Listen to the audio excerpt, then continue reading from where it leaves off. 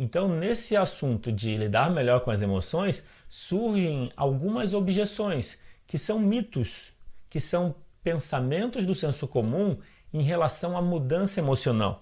Dentre eles, eu destaco alguns, eu escolhi 3 para destacar nessa aula. Por exemplo, existe o pensamento assim em relação às emoções. Eu sempre fui assim, por que eu vou mudar?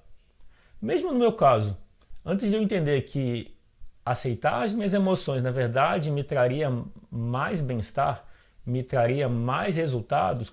Antes de eu entender isso, eu achava que eu era desse jeito, que eu era mais pensamento, mais intelectual, gostava de coisas que envolvia pensamento.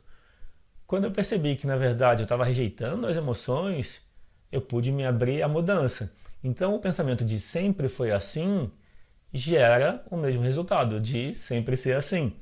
O convite que eu faço para você nessa aula é: experimenta se abrir à possibilidade de ser diferente, de acolher as suas emoções e verificar assim o que muda.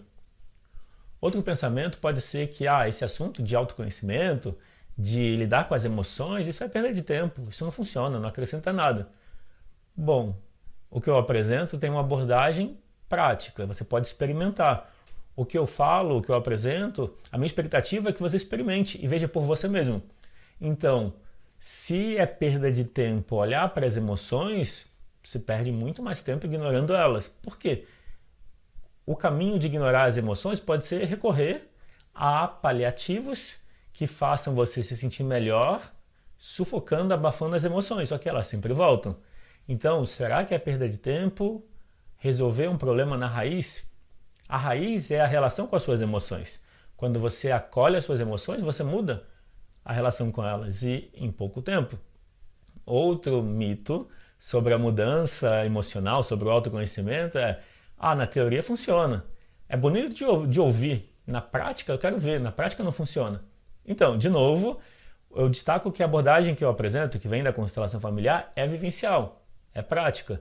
Então, a ideia é você experimentar. E daqui a pouco a gente vai fazer um exercício de olhar para a relação com a criança interior e, com isso, sentir a mudança. Então você vai ter a oportunidade de experimentar algo na prática. E eu concordo, na teoria, as coisas que ficam só no nível do pensamento realmente não funcionam. É necessário levar para o corpo, é necessário levar para a rotina, praticar aquilo que você vivencia, que você pratica, você se apropria. Aquilo que você só pensa e acumula como pensamento nem sempre traz resultado, normalmente não traz. Mas é uma escolha que algumas pessoas podem fazer. E o meu convite para você é me dizer abaixo dessa aula como você pode praticar tudo que a gente conversou, tudo que eu apresentei para você nessa aula.